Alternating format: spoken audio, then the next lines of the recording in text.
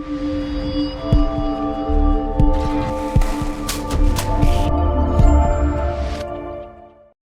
we are awakening. We're awakening as a collective, and as a collective, we are getting closer and closer to everybody understanding that love is the only answer. Compassion is the only answer. Because we're all struggling with something. We all have our own trauma, and you don't know. It could have gone a lot differently. It just happened to go this way for us. Absolutely right. And now I know that it was all for a reason.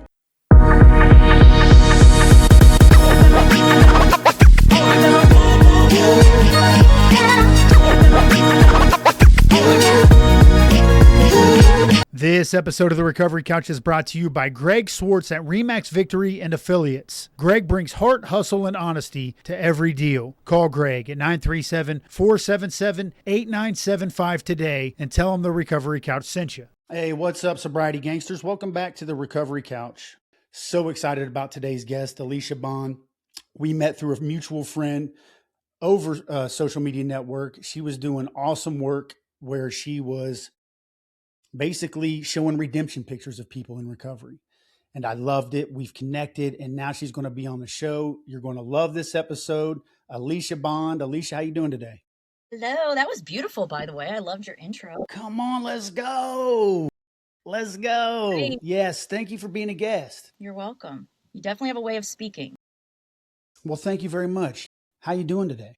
I'm good. I'm coming out of, like you said, sometimes I struggle with gratitude, and I'm coming out of like some heavy days, just trying to help to pull other people out of the darkness, and it comes in waves. But I'm really good, and I'm blessed, and I'm grateful to be in the place that I'm at today. Because amen. Yeah. Yes. So we're on a similar mission, and it does get heavy. This is basically ministry work, and we'll get to kind of where you're at in your career in a minute. But why don't you tell us a little bit just about where your addiction started and kind of take it from there? Sure. So I'm originally from Bowling Green, Ohio. So I grew up in Bowling Green. My mom was a single mom, and she is my biggest supporter in my life. I really had a very decent childhood. My dad wasn't around much. He struggles with addiction as well. And, that will definitely come into play later down the road. But, my mom's family is extremely supportive. I had a fun childhood. I grew up in a college town. So I grew up in a college town, with a single mom that worked her butt off every day to provide for me and give me the things that I wanted and needed. And that looks like a little bit more freedom than maybe I should have had. But, she did her absolute best. And it really, a lot of it's on me because I just wanted it. I wanted to be out running around with people. I wanted to be in the mix of everything. I've always been kind of a social butterfly and wanting to be around people. So the interesting thing is that I remember a time in my life when I would think or talk about my dad, and I would say, that is never going to be me. This is like everybody, right? That's never going to be me. I'm never going to do drugs. I'm never going to party. But it was like just something I said. And then the first time it was ever offered to me, I was like, yeah, sure, let's go. It was like all those years of saying, I'm not going to. And then, once it came to me wanting to be included, and, so it was like, here we go. All of a sudden I was bebopping around all different social groups and drinking on the weekends mostly, but it didn't really take long before. That's why I always say, like, I didn't choose to be an addict. Addiction chose me, because it was like from the start, like, this is how my life was meant to go, because it was from the start. Never, I think the first time I ever took a drink, I blacked out. Like, the first time I ever drank, I blacked out. And, but I loved it. I loved the confidence it gave me. I love talking to boys, and, so, I was just turned into a party girl from a pretty young age. But, Give us a time frame. What age are you talking about? 12. 12. 12 years old? 12. Yep. So 12. And I've actually, we share that in common. I lived in Bowling Green for a You while. did? I didn't. What's that main road when you come off 75? What is that? Booster. Yeah. Yeah. I lived off Worcester for a while. Yep. Yep. So what I do know about Bowling Green is that most of the partying is, the college, the college kids. Were you partying with college kids or what Absolutely. a lot of the college people call the townies? The Was townie. that a thing? I was a Yeah. townie. Yes. I was partying with the townies and the college kids and the townies' parents and the who else or who knows who else. So 12 years old, you get introduced what alcohol it sounds like. Alcohol, weed. Yeah. But And what at the same time as that, at 12 years old was when I discovered I could sing. So at 12, I like found my demise and my gift at the same time, right?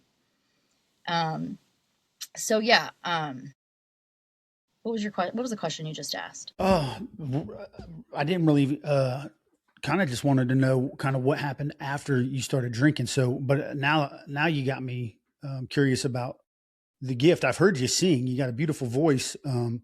How does that come into play? So that comes into play like, all of a sudden I'm like experimenting with all these things at 12, mostly just drinking and like smoking cigarettes, maybe smoking weed. But I've all of a sudden found this thing that I really want to do, which is sing and perform. So my choir teacher in junior high was like, I think you can sing. You should come sing at my church. So I'm introduced to drugs and alcohol, the fact that I can sing, and church all in the same year. Right. Interesting combination. Isn't it? Isn't it? So, so I'm partying on the weekends, but I'm going to church on Sunday and I'm in shows all the time, musical theater all the time. It's like the only thing that I want to do. But I'm like failing in school, I'm fighting, I'm getting kicked out of school like on opening days. Like I have a show opening that night and I'm getting suspended from school that day. So I'm totally putting everybody in a terrible position, right? And that's my first experience with letting everybody down and the shame and guilt that comes along with that. How'd you cope with that? I drank more. I drank more. I tried more things. I think I was 15 when I tried cocaine. So, but I'm like still trying to grasp onto it with everything that I can because I know it's what I'm good at. So I get kicked out of school and, I'm like homeschooling. And I'm just running around, you know what I'm saying? Like I'm just not making great decisions. And then a counselor from my high school calls my mom and says, hey, there's a performing arts school opening in Toledo, and we think that she should go there. And my mom's like, yeah, definitely, let's check it out. So I walk into this performing arts high school. I'm 15, and I walk in, and it was like, I've had a few moments in my life that I can remember that are surreal to me, like I was being shown something. And I walk into this building, and it's not even like a nice building or anything like that. It was just turned into a school, right? And I walk in and I have this feeling of like, oh my God, these are my people. These are my people. Because I always felt a little weird. I just always kind of felt like I was just a little weird, And when I walked in, it was like everybody was weird. It was great. Oh, I love it. Hold on, let me ask a couple questions. So your mom's still your rock. Like, so you're homeschooled. She knows the decision making, but she's still the rock, and she's still supporting you. But you're still kind of going out and making, some party decisions. Yeah. And we're fighting. Like And Mom and then, she's telling me like, you have to stop doing this stuff. And we're like going back and forth all the time. And, you know, also my first experience with always letting her down. right. So, but there's other people that noticed your talent too. Otherwise, they wouldn't have called your mom and said, "Hey, we got this performing arts school in Toledo that we think Alicia would be a great fit for." So your talent wasn't just recognized by you. Other people had recognized it and still had your back, even though they kicked you out of school. Mm-hmm. Definitely. Super cool. So you find your people. They're weird. I'm weird. You say you're weird. So I love. Okay, take us from there. Okay. Take us from there. Yeah. So, okay. So I'm starting to see, like, I'm starting to get the reactions from people like, okay, like, I am really good at this. Like, but, just my personality, I kind of start to take advantage a little bit. Like, I'm still partying a lot. I love the fact that I party and nobody else does around here. So at this school, right? So, so I think I'm like, just craziness. I loved this feeling of like feeling important. And this is like a very surface feeling for me then, right? And now I look back and I know I'm filling this huge void, right? Because I just want to be noticed. I just want to be noticed. I like people watching me. I like the attention. And I also know that I can get out of trouble with it at this school because they're just very relaxed, and that's what we're focused on. We're focused on performing. So, and I know that, and I know I'm good at it. So like, just that kid thing of like trying to see what you can get away with, and being in an environment where that's what was important, and what was important I was good at. And so, I was, in a little bit, sometimes in an enabling situation, maybe you might say, as was all of us. We all were. Like, none of us were doing very great in school at certain points. Like, we just wanted to sing and dance and perform. That's what we wanted to do. Um, but I remember being 17 and, you know, but let me just say though, the school was amazing. I'm not saying like, they were letting us get away with everything. It was just a very close environment. Like my graduating class was 21. And that was the biggest one they'd had so far. So intimate. But the relationships were intimate. Like you cared about somebody enough to be like, hey, I'm not going to tell on you, but I noticed like close. Gotcha. Gotcha. Yeah. So, but I do remember being about 17 and like things are getting out of hand at this point. Like I'm not sleeping before I go to school. Like I'm up all night, I'm partying, and then I'm going to school and I'm thinking I'm just going to go in and be able to, going to be able to do what I need to do when I get there, which obviously was an unrealistic expectation. Perform. Right. And so I remember going to my guidance counselor one day and saying, I think I have a problem. Like, I think that we might need to do something about this, because I remember one specific day that I was driving to school and I fell asleep at the wheel because I've been up. And I cannot tell you, and you probably have so many of these stories too. We all have so many of these stories where you're like, oh, I should have been dead. Should have been dead, like barely missing a tree, on my way to school, high school, because I've been up all night doing cocaine. And I'm thinking, so that's my first real like realization of like, maybe I should tell somebody that I'm really struggling.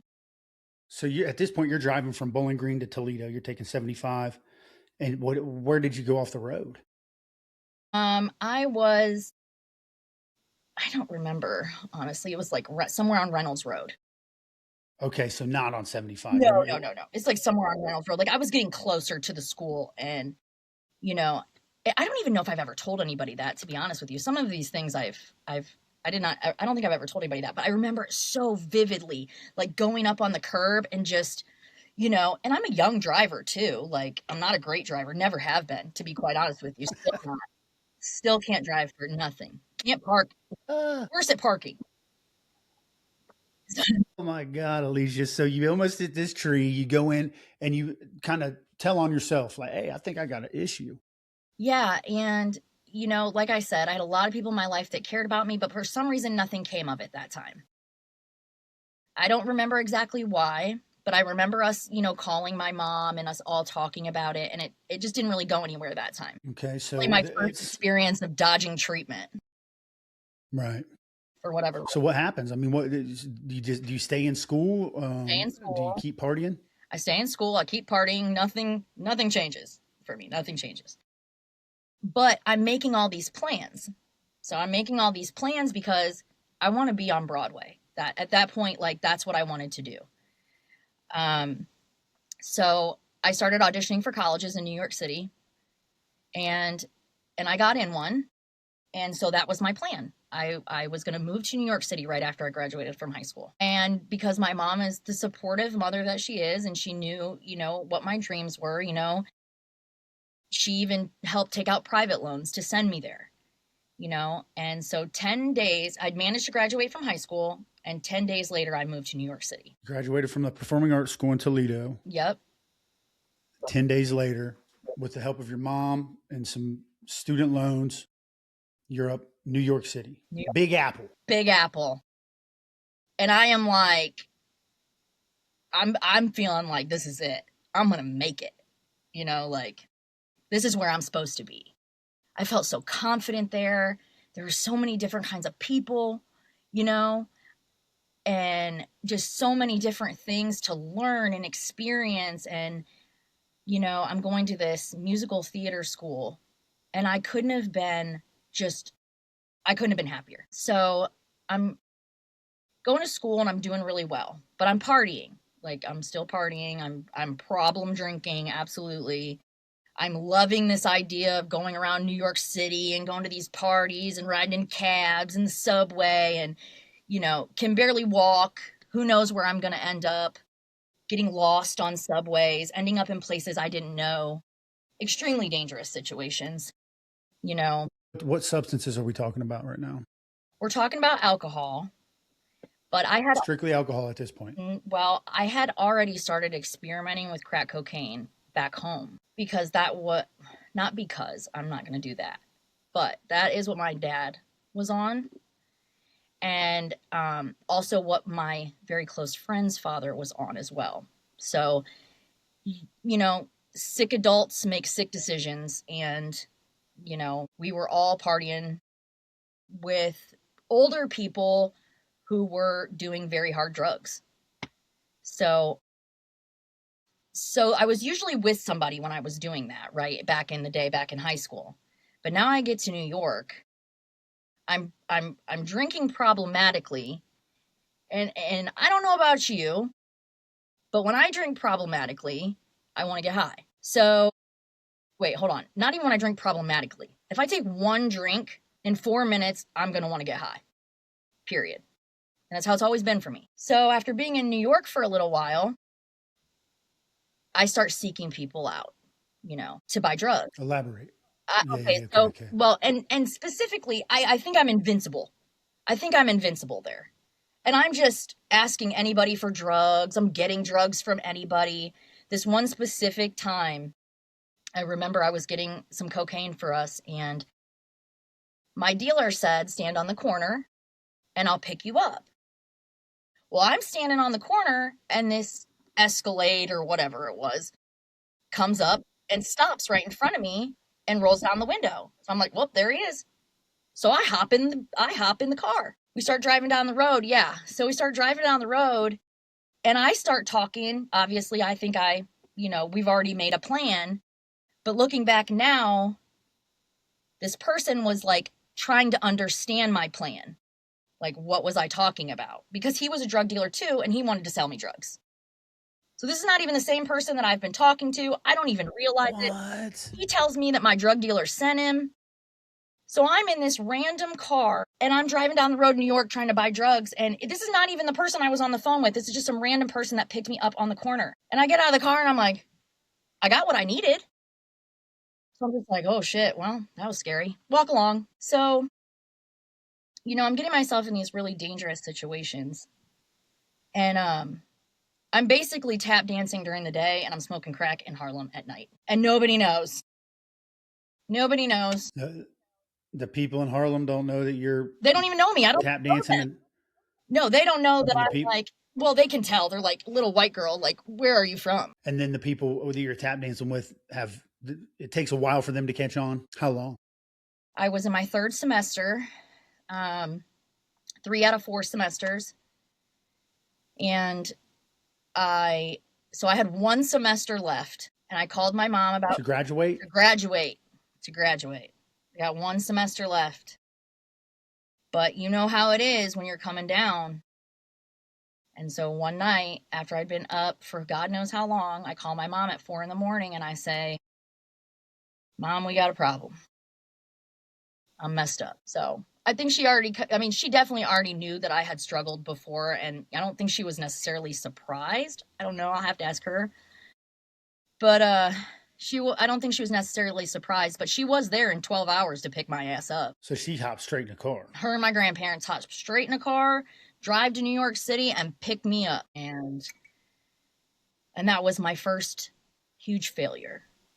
This episode of the Recovery Couch is brought to you by JB Davis at South Dayton Toyota. For integrity, service, and unbeatable deals, call JB and his team at 513-267-5225 and tell them the Recovery Couch sent you. You know?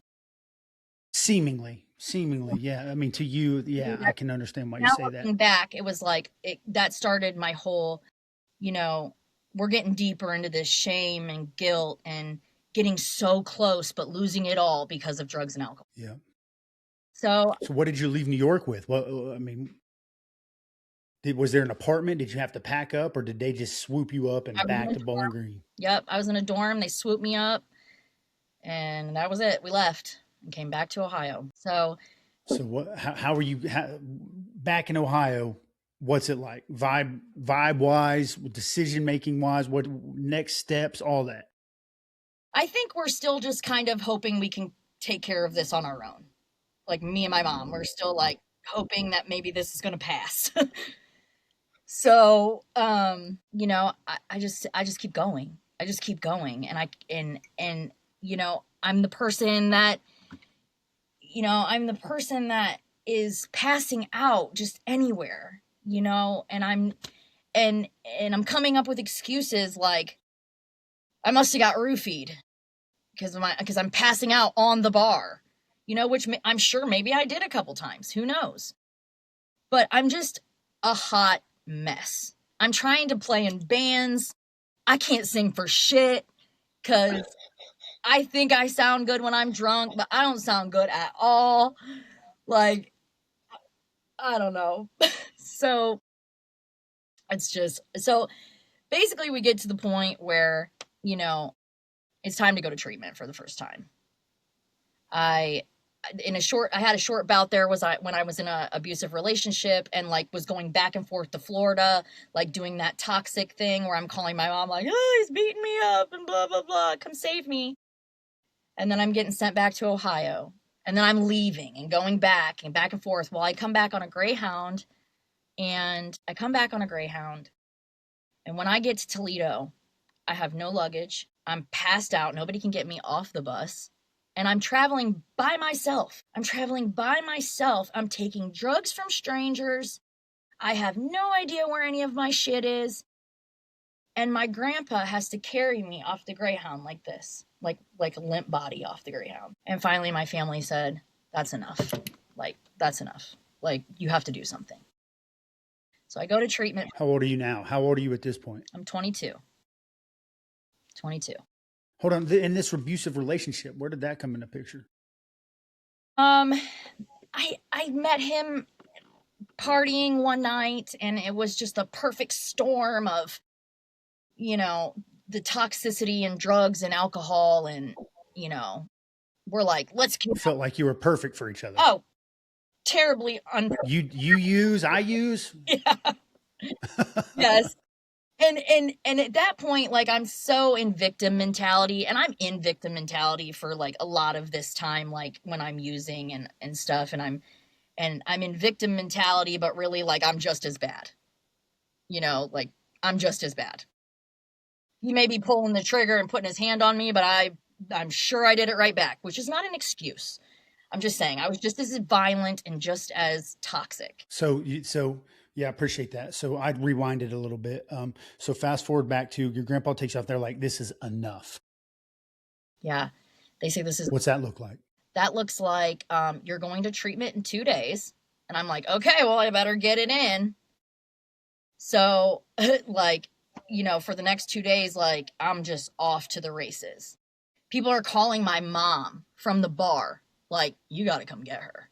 Like, this is bad. In Bowling Green? In Bowling Green.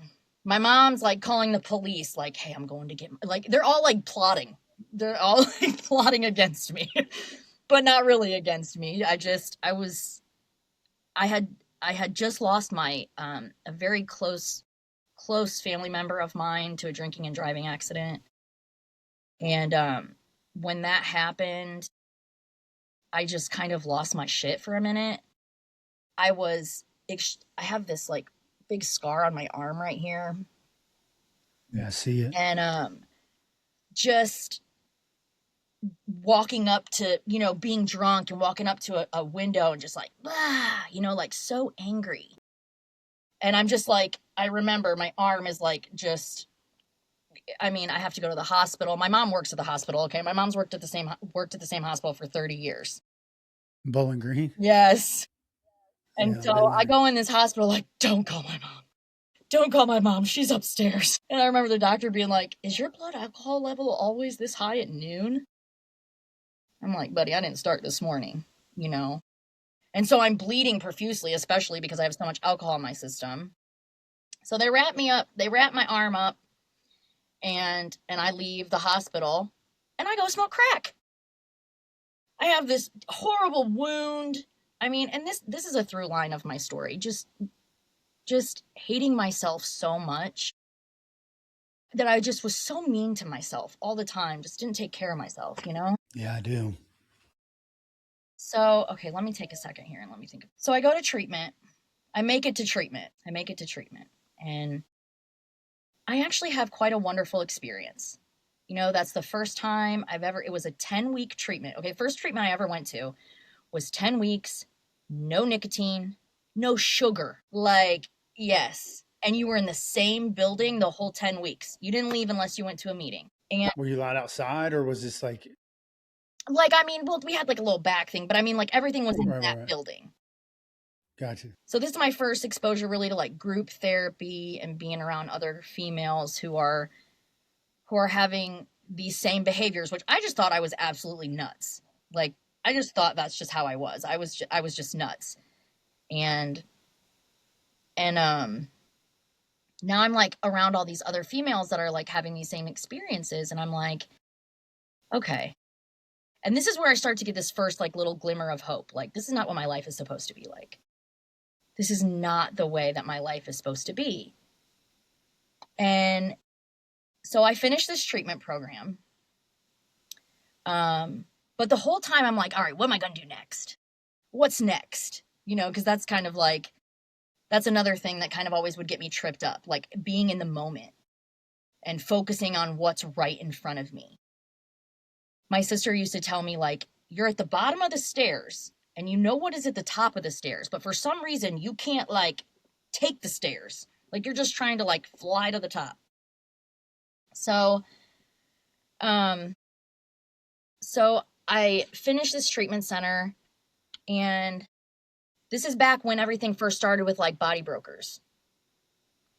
And this is when people start like, okay, so I would say this year is about 2007. So this is when things really start popping off, right? And people are sending people down to Florida to get clean. People are sending people places. Right. Because this is when the treatment industry really started to, I feel like, really boom. And we were starting with intervention, like that show was coming out. Yeah. And I'm not saying that anybody's intentions were bad. It was just hard to tell whose was and whose wasn't. Yeah, And if I agree. came to your family and said, I have the answer, and your family is watching you die, then you just believed them. Right. So they sent me to St. Louis. They sent me from Ohio to St. Louis to a sober living. And I was like, St. Louis? Well, this sounds fun. Another city. I love it. I love the city. I love the hustle and the bustle. And I'm like, and they're like, you got to have a job within 2 weeks. I'm like, okay. So I go out looking around, and I just see the big Hard Rock sign. And I'm like, oh, I'm working there. I'm working at Hard Rock Cafe. Duh. I mean, the outfits were cute. Everything was going on. The music. Yeah, this is where I'm supposed to be. And I literally start training with somebody else who's in treatment at another place. Some guy. So of course. You got commonality. Of course, yes. Yeah, We're yeah, both, yeah. like, freaking brand newly sober. Yep. I didn't even get through training. I didn't even get through training. Me and him, we like, whoa, we should do a shot. And I know damn well that when I do this, I am going to be in a city where I know no one. And I'm going to get kicked out of sober living. So I'm not going to have anywhere to go. And I knew that. Like. I do. Yeah. The first initial treatment in a co-ed situation probably isn't ideal.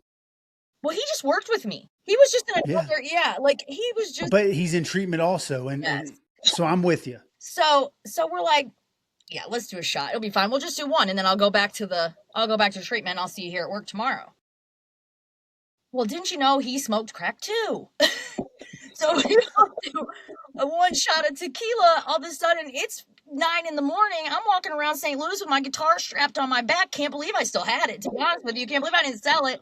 I had no money. I called my mom, and I'm like, you know how we do. Like, oh, yeah. She's like, Alicia, I'm sorry. I can't help you. Click. I was like, oh, shit. And that's the first time that I remember her really ever setting a boundary like that. And the beginning of my story, I kind of flew through a little bit, but she was always there, always there. She knew that growing up, I struggled. She knew I didn't have my dad. I had problems wanting all this attention from boys because of that. I didn't believe in myself very much. I didn't have very much self-confidence.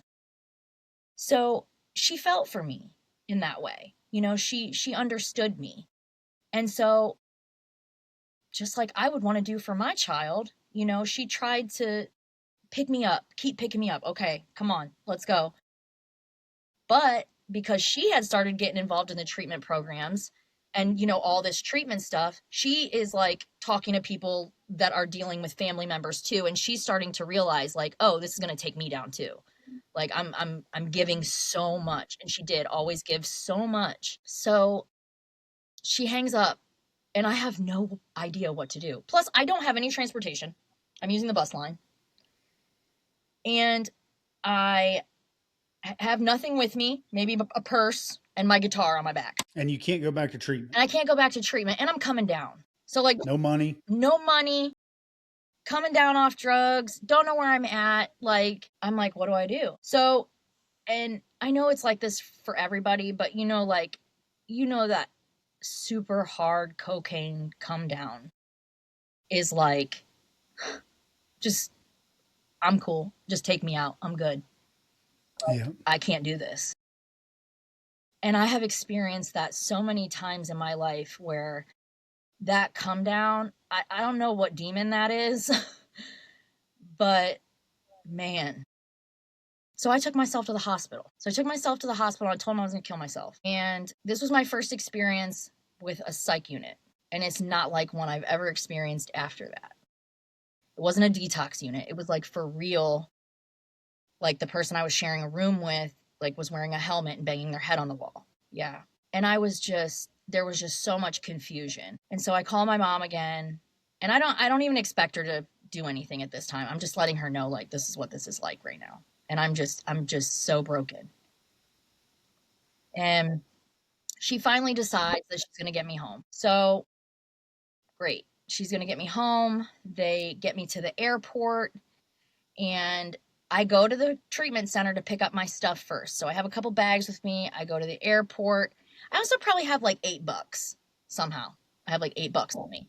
So tall boy on the way to the airport. Why not? Complete insanity. So I start drinking on the way to the airport. When I get to the airport, and when you get yourself in situations like that, there's so many times in my life where there has been a predator around. And because I'm visibly a mess, that try to take advantage of a situation. So I start drinking with this guy at the airport before my flight.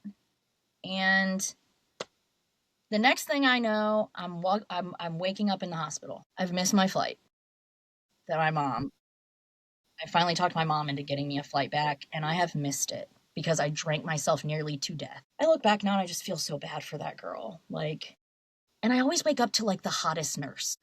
Will never forget waking up and being like, there's like this beautiful man standing over me, and I'm like, Oh, Alicia, I love your honesty, by the way, just so you know. I do. I really do. It's refreshing. thank you. Oh, Yeah. jeez. So I make it back to the airport. My mom's got a great way of talking with people too. She talks them into like, listen, my daughter's dying. Like she is dying. We have to get her home. So they let her switch the flight, as far as I know, and I make it back home, and I end up back in that same treatment center. What, in So St. Louis? no, and back home. So like I go home and Okay, then I okay, go okay, back for okay. like a stabilization period. Yep. So um fast forward a little bit, I get through that stabilization period. This timeline's a little blurry to me. Oh, I know what it was. I went to sober living, like a transitional house. I get in that transitional house and I'm like, I'm feeling great. I'm feeling like this is the time. We're going to do this. So I better sign up for school tomorrow. I better get right into college. Don't pass go. Don't collect $200. What's next? How can I make up for all this? Yep. So I immediately get myself into college. I'm like, when's this transitional house over? Like, how many months do I have to be here? Because I'm good. And I get through the treatment center. It's like a 9 to 12 month program. Like month 8, day 30. I'm like, I'm leaving tomorrow. So it's been exactly 9 months, and I will be leaving tomorrow. I'm in school now. I am a college student now. My life's My together. life is together. I don't have anywhere to live. So they Oh, put me in like shoot. this recovery apartment building. And it's a sweet setup. Okay, I'm like, okay, so at this time I'm 23, 24. And what college are we talking? We're talking about a community college, Owens Community College. I graduated from You Owens. did? I I swear I did. loved Yeah. Owens. I loved Yeah. Owens. Yeah. And I'm still going to school for theater, by the way. I'm like, I'm not giving up this dream, which is great. And I'm so glad that I did this. But, people were like, maybe you want to try. No, nope, I'm singing for the rest of my life. So I start college. I get in this recovery apartment, which was a sweet deal. You had your own apartment, your own 1-bedroom apartment. You had to go to meetings. It was like this whole program. I move into this apartment. It's like the first time I'm living on my own. And I'm killing it. I'm going to school. I'm really doing well. And then this boy moved in downstairs. Boy moved in downstairs, damn it. And he's in his apartment downstairs is a recovery apartment as well. You know it. You know it. You know it. And we are both freshly doing this life. Yeah. And got it figured out. yeah, got it figured out. I think we both were evicted within 30 days. Right after he moved in. That was right after he moved in. And I'm not blaming him. I'm not saying this is my own shit. It's my own shit that I have, struggled with boundaries so bad, and I just wanted to feel loved. Yeah. So the first time a little bad boy came walking around the corner and showed me some attention, I was in love. And, it's just, Yeah, I do. Yeah. I was in love in the recovery apartment, smoking crack again with my new boyfriend, who this is the first time I ever experienced psychosis with people, because I didn't ever go that I didn't really have psychosis but this person did, and that was the first time I ever experienced psychosis and seeing people have psychosis. So this is the first time that I start experiencing life on the street, because that's where he had come from before he moved. Toledo guy. Yes, Toledo guy. He had, was, I didn't really move around like that at that point. So this is the first time that I am really like experiencing the street life, like nighttime, like in the alleys. So let me see if I can't get a better illustration. There's like white collar drug addicts. Would you have called yourself, like, at this point in time, more like white collar? You always had a place to crash. You always had a place to go. Definitely. Now you're with more like a blue collar, with it like street. Yeah. Like now Okay. I'm with you. And I still think I'm invincible. So I still don't know how to act. So I'm like, you know, I'm not under, I, for some reason, never until the last time that I was out there was I really understanding the like actual danger of these situations that I'm in. And so let's see, where do I want to go with this? What do I want to share here? We run out of money. We run out of money. And I don't think I'm gonna go there. Okay. At this time too, this is I get diagnosed with Hep C for the first time.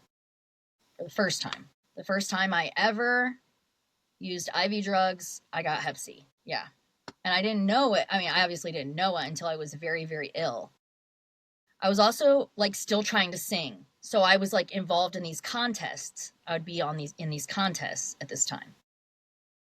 And I'm still like in this recovery apartment, right? And I'm trying to sing and I'm trying to go to school and I'm involved in these contests. Well, it was like a weekly contest, like every Friday night or something like that for like 6-7 weeks. And I'm like doing great. Like I keep advancing. Like the winner gets to go to Nashville and record this album, you know. And it's a Friday or it's like a Thursday and I'm supposed to sing the next day in this contest and my eyes are glowing yellow. Like glowing, and I am deathly, deathly, deathly ill. And so that's when I find out that I have Hep C for the first time. I end up making it to the contest, but I'm still yellow. Like it was a very scary situation. So that's the first time that I find out I have Hep C and I go on the treatment. Now the initially Hep C was an interferon treatment and they were injections. The treatment was really hard on your body. A lot of people lost hair. I know I lost some hair. I didn't lose a lot as many other people. It was extremely hard on your body. So, but you had to be clean, you know. So I was clean then because you had to be clean to be on it. And but I had relapsed after 6 months. You know, I'm injecting myself every day. I have needles laying all over my house, and eventually I slip and I relapse. So luckily for me, the Hep C had already been cured. So I was supposed to be on it for a year, but it was cured after 6 months. Okay, let me see here. How do I want to get to this? How much time do we have? I'll put it into 2 episodes, 3 episodes. It don't matter. We got I always as long as try your to rush story takes. because I always don't want, I'm always like, I don't want to take up too much time, you know? No, no, that's the main thing. Your story needs to be told how your story's told. So I'll cut it up into multiple episodes, find a good cliffhanger.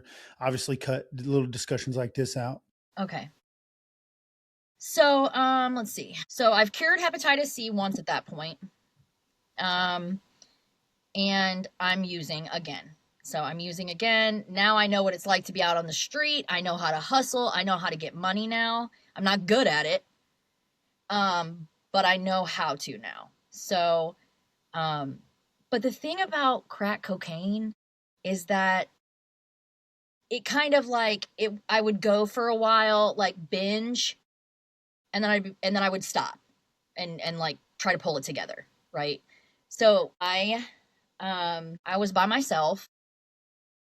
I ditched Guy because I moved out of that apartment or whatever. My mom came and saved me. My mom came and saved me. But something happened to where I was gonna go. It was like one of those situations where I'm like, Mom, I'm gonna go here and here and here, and I didn't show up. Nobody could find me after that. I just kind of disappeared. I get in a situation where I'm with this new guy who is a pimp. You know, I haven't done anything yet, um, but he's grooming me, and I finally agree to do whatever it takes to get drugs. And he tells me the plan.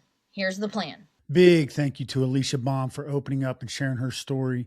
And trust me when I tell you, you do not want to miss part 2 of this incredible interview with Alicia Bond. I want you to remember that you always have a seat right here on the recovery couch. Today's episode is proudly sponsored by Nexus Blue. If your business is buried in manual tasks, disconnected systems, or wondering how to leverage AI the right way, Nexus Blue delivers vendor-neutral technology consulting and automation solutions that help you work smarter. Learn more at www.nexusblue.io. That's www.nexusblue.io.